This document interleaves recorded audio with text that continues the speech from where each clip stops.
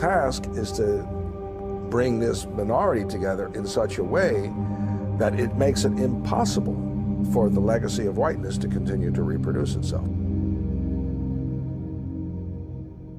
With only a cursory examination, one can readily observe an overarching theme that now pervades all Western advertising, television, and every manner of visual media. A passing glance immediately reveals, in stark contrast to those all around him, the painfully obvious, almost effete, new white male.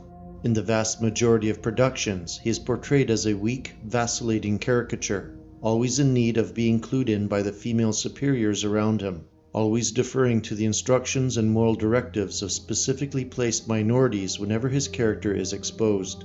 Additionally, he now must seek guidance from these very non-white protagonists whenever a universal perspective is sought, at which moment he is spoken down to with undertones of condescension and contempt, and sometimes even bitter hate. If by pure luck, this lone white half-man does indeed win the girl, or has been transformed into some good guy killing machine, he must absolutely suspend his heroic stature whenever in the presence of a female or minority figure, whose superior natures cannot be questioned. Nor does it matter what narrative format or storyline is being presented. The Western white male is forever in need of repair from his toxic masculinity, as defined by any and all around him. The social engineering goal behind this alarming policy is obvious. By eliminating white masculinity altogether, you remove the white male from reproductive dominance.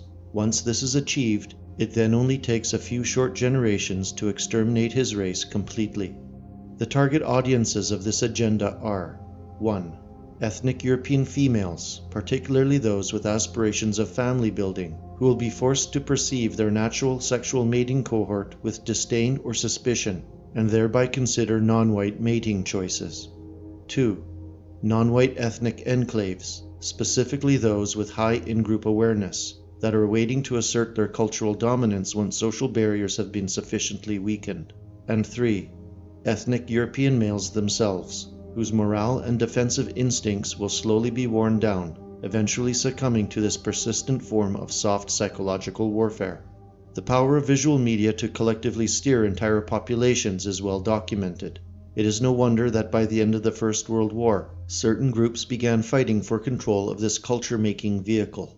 Over a century of subtly perfecting techniques, the visual cultural matrix and its component industrial complex has had a virtual chokehold on the redevelopment of Western civilization, and the sponsors of its new narratives have nothing but a sheer, all-encompassing hatred of the white male, his natural disposition, his historical achievements, intellectual acumen, and in particular, his masculinity, which has been the glue that held Western culture together for millennia.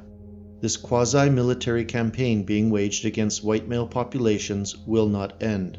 It has been designed from the outset with a singular goal. Its cultural Marxist and neoliberal generals, camped in their production studios, special committees, and boardrooms, simply no longer have any connection to the cultures and peoples from which they descended, being either alien to European ethnies or so deracinated and global in their outlook that their open treason now no longer matters to them. It is high time to understand that this point of issue is the core premise behind everything happening in the Western culture war at present. This cannot be emphasized enough. Backwards engineer all the social or cultural phenomena from the past 50 years within Western civilization, and it is overwhelmingly clear what this has been all about.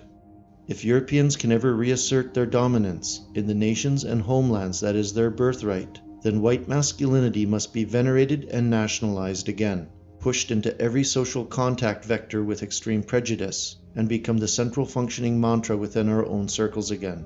It must become our new religion, our sexual ethos, and weapon, if we have any chance of success in the upcoming battle being prepared for us. And God knows, we shall have it.